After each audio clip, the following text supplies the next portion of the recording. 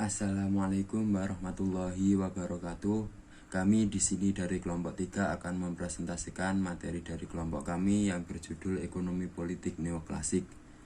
Nama kelompok dari kami yaitu yang pertama Gista Oliviani NIM 152, yang kedua Lutfi Faizatul Lailiyah NIM 166, yang ketiga Alif Nur Amalia 177, dan Muhammad Barul Ulum NIM 183. Yang pertama yang A, deskripsi ekonomi politik neoklasik. Pendekatan neoklasik dianggap lahir pada dekade 1870 bertepatan dengan bangkitnya aliran marginalis dalam ilmu ekonomi. Aliran neoklasik ini secara sederhana dibedakan atas dua generasi, yaitu generasi pertama banyak memperbaiki teori-teori ekonomi klasik dan generasi kedua memiliki pandangan sendiri terhadap pasar. Pakar ekonomi klasik mengasumsikan pasar sebagai pasar persaingan sempurna. Pakar-pakar neoklasik justru menganggap pasar sebagai tempat persaingan yang tidak sempurna, karena bisa terbentuk kompetisi, monopoli, atau oligopoli.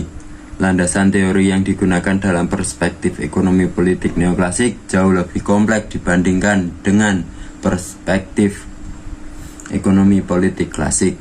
Materi selanjutnya akan disampaikan oleh Saudari Gista. Perkenalkan, saya Gista Oliviani, NIM 152. Di sini saya akan melanjutkan materi, yaitu yang pertama poin B, struktur teori neoklasikal. Pusat pemikiran neoklasikal adalah dugaan dari pilihan rasional. Pakar ekonomi neoklasikal tradisional berasumsi bahwa kita semua termotivasi untuk mencari tingkatan tertinggi tentang kepuasan yang menjadi keinginan kita. Maka dari itu, kebahagiaan tertinggi yang kita dapatkan akan menuju pemenuhan tersedia sumber daya bagi kita. Teori neoklasikal berasumsi bahwa tindakan konsumsi terhadap barang-barang yang berbeda merupakan suatu ketersediaan suatu produk umum berdasarkan tingkat kegunaan atau kepuasan konsumen. Pilihan rasional demikian ditafsirkan sebagai dasar asas kegunaan tentang agen dalam pemenuhan kebutuhan akhir sebagai tujuan tunggal, yaitu kepuasan subjektif, kegunaan, atau kebahagiaan alternatif. Yang berarti, ekonomi neoklasik melihat pasar sebagai institusi yang membiarkan lingkup maksimum untuk pertukaran cuma-cuma dan efisien. Pasar di sini mengizinkan untuk mengubah sumber daya dan uang untuk mencapai penggunaan yang paling diinginkannya. Selanjutnya, poin C, ekonomi politik dalam pendekatan neoklasik. Ekonomi politik neoklasikal menggunakan logika ekonomi dasar yang pilihannya dibatasi oleh keadaan yang jika melalui transaksi individual, negara akan gagal dalam memaksimalkan kesejahteraan. Ahli ekonomi neoklasikal menulis tentang kajian, langkah-langkah metodis, serta riset dan pengembangan, seperti kajian terhadap hak milik sebagai barang-barang publik. Sementara itu, para ilmuwan politik yang dipengaruhi oleh pola pemikiran ini mendukung literatur tentang kepemimpinan, rezim, dan kerangka institusional sebagai kebijakan ekonomi. Hak kepemilikan. Hak kepemilikan atau property rights adalah hak untuk memiliki, menggunakan, menjual, dan mengakses kekayaan. Ada dua teori tentang hak kepemilikan, yaitu yang pertama teori positivis. Bagi positivis, hak kepemilikan dapat dianggap bersifat politik karena hak adalah hasil dari proses politik, sehingga hak kepemilikan boleh diganggu-gugat sama halnya dengan hak politik lainnya. Yang kedua, hak kepemilikan tidak statis. Hak kepemilikan merujuk pada sebuah kondisi awal yang menjadi syarat bagi terjadinya hubungan pertukaran, tetapi sifat dan jangkauan hak kepemilikan bisa berubah pada perkembangan selanjutnya. Selanjutnya yaitu eksternalitas. Eksternalitas adalah dampak dari transaksi terhadap pihak ketiga yang tidak ikut transaksi, yang tidak melewati sistem harga, dan muncul sebagai efek samping yang tidak disengaja dari kegiatan orang lain atau kegiatan perusahaan lain. Dalam pasar, semua transaksi bersifat pribadi. Jika ada pihak ketiga yang dilibatkan di dalamnya, pihak ketiga ini biasanya diberi imbalan atau dikenakan biaya.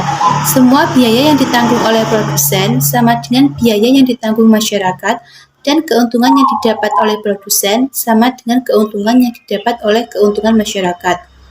Pemerintah dapat mengatasi eksternalitas dengan cara yang pertama denda dan subsidi melalui harga, yang kedua regulasi pemerintah dengan melakukan standar dan ancaman hukuman, dan yang ketiga pengadilan.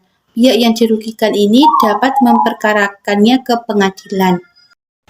Baik, saya Lutfifa Izatuleliyah, NIM 166, ingin mempresentasikan materi selanjutnya yaitu tentang barang publik.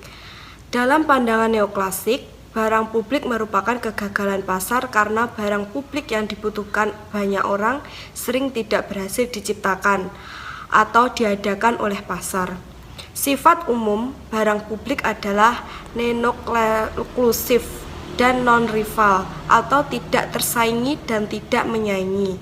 Suatu barang dikatakan non-eksklusif apabila tidak ada cara untuk menyalurkan keuntungan dari barang itu hanya kepada mereka yang sudah membayar, tetapi yang tidak membeli barang tetap bisa menggunakannya.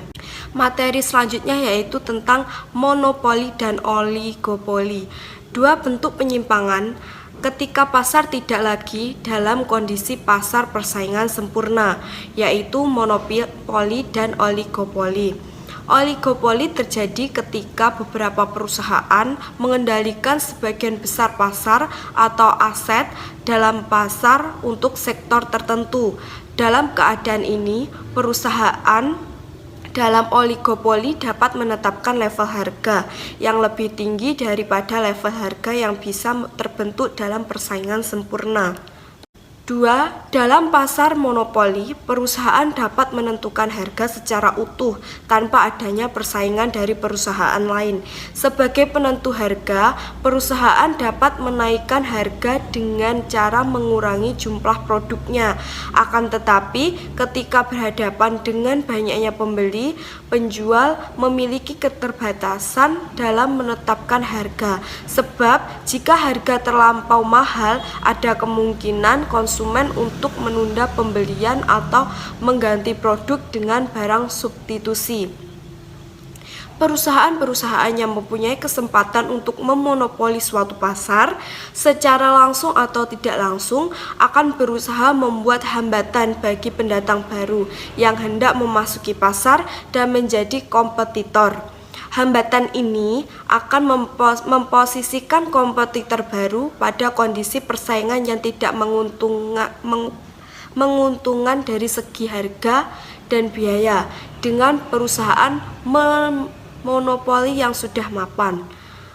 Hambatan-hambatan tersebut berupa penetapan harga serendah mungkin sehingga perusahaan baru sulit bersaing, adanya kepemilikan terhadap hak paten atau hak cipta dan hak eksklusif, pengawasan yang ketat terhadap agen pemasaran, adanya skala ekonomi yang sangat besar dan memiliki sumber daya yang unik. Ekonomi politik neoklasik berdasarkan mekanisme persaingan pasar bebas terbukti tidak mampu mengatasi ketimpangan struktural demi terlaksananya transformasi ekonomi dan transformasi sosial yang bermakna. Oleh karena itu, strukturisasi ekonomi disertai intervensi mengatur dan mengontrol mekanisme pasar. Ekonomi adalah proses yang di dalamnya kita mencari upaya untuk memaksimalkan kepuasan sebagai pemenuhan standar kebutuhan yang tersedia. Proses tersebut menggarisbawahi kedua hal tentang peluang kerja dan institusi politik. Secara politik, pada akhirnya perilaku pasar tidak berbeda dalam hal upaya efisiensi yang mendasari tindakannya. Sekian presentasi dari kelompok kami. Wassalamualaikum warahmatullahi wabarakatuh.